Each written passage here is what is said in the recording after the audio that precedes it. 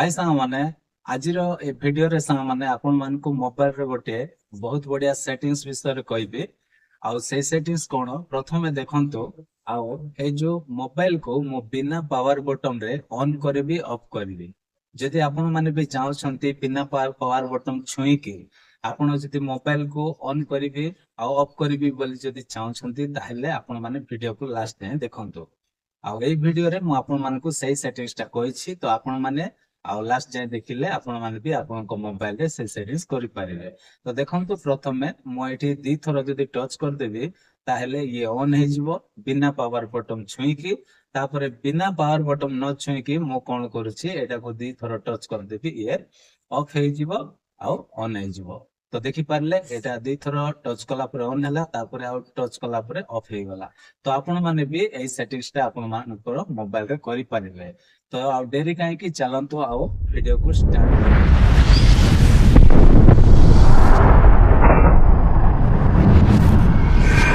Side रे screen recording टा मु ऑन कर दोछि आपण माने आ लास्ट जाय देखिबे।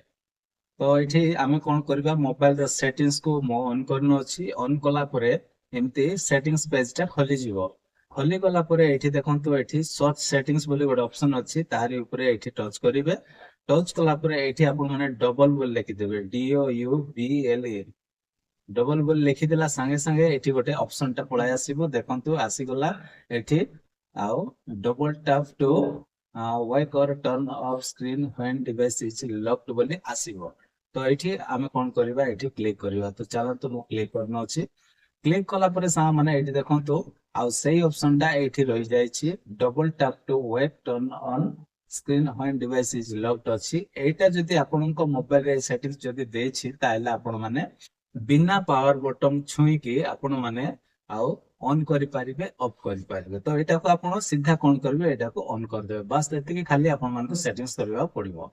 जदि एति कर दोछंती ताहले आपण कोन करि पारिबे ना आउ दी थर एमती टच कला परे संगे संगे ऑन हे जिवो। दी थर टच करिवे संगे संगे ऑफ हे जिवो। तो आशा करछि साउंड माने आज वीडियो जदि आपण मान को पसंद लागिथो ताहले वीडियो रो लाइक करंतु। आ मो चैनल को सब्सक्राइब कर नथिले आउ एबे ही सब्सक्राइब कर रखंतु कारण एमिति हेल्पफुल वीडियो आउ आगो मध्य मु आनुथिबी। Bye bye take care thank you.